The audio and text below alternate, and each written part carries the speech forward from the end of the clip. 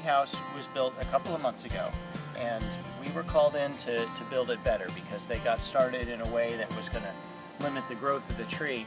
And if you take a close look at this, you'll see that these beams are tight up against this tree and two of the other trees. And these bolts, while they might be strong enough to hold up the load, they don't, that's only because they're really tight and they don't allow the tree to grow without growing around this board or pushing it off of the bolt and washer. I've seen both things happen depending on the relative strength of the wood to the size of the washer. It can either push it over or try to grow around it. But that will always be a structural weakness for the tree, even if it grows around. What we're going to do in this case, since this tree house isn't very far along, is we're going to tear it down and we're going to start over. So now that the top structure is gone, we're going to cut just outside of these bolts, and I'm going to stay back far enough so that the blade doesn't penetrate through and damage through the bark again.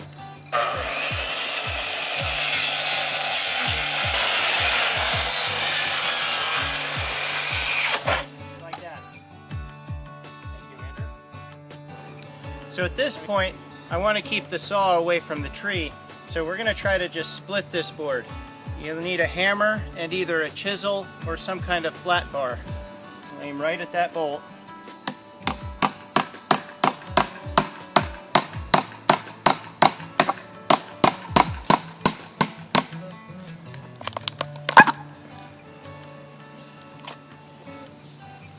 Already we got some bugs enjoying this dark, damp spot behind this board.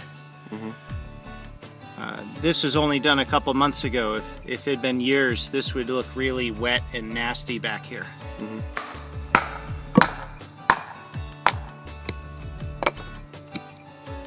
Okay. You can see an indentation here where the bark was compressed, even over just a couple of months.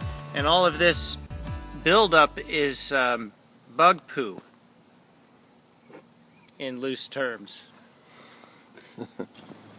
So these bolts, you can leave them right here and the tree's going to grow right around them, or you can cut them off flush. But if they're solid in the tree like this, you can't really move them. You don't want to pull them out because the tree's already started to compartmentalize around this. The best thing here is to cut them flush. We can use a sawzall with a metal blade, or a portable bandsaw, or even a grinder. And we'll show you a couple of those methods. We're going to remove one of these bolts with a disc grinder. You don't have to get it exactly flush. The tree's going to grow around the obstacle anyway. It just might take an extra season. So don't risk doing extra damage to the tree. Just leave a small stub there.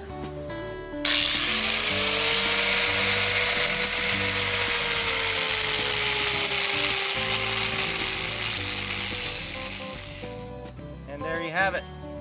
The tree is going to grow around this in about 2 seasons. You won't see it anymore. Another tool you can use to cut off bolts that are stuck in the tree is a portable bandsaw. Now, you can't get this quite as close as you can the angle grinder. I'm going to turn it up here so that it sets as close as possible.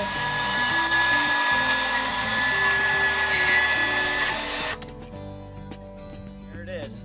Now this, it left a little more sticking out. It might take 4 years, 5 years or so for that to be completely engulfed in the tree. But it's a lot longer than if you left the whole bolt out there. It might be over a decade.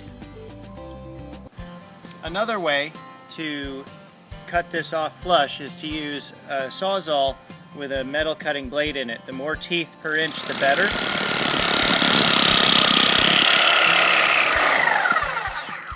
With a brand new blade, that cuts pretty nice. I'm sure that we got to these trees soon enough. These bolts have only been in for a couple of months, and yes, there was a little bit of damage done, but the tree will recover just fine from this. An otherwise healthy tree, this is kind of like a mosquito bite. It doesn't do that much hurt to it. To get the proper materials and plans to do this right, go to treehousesupplies.com.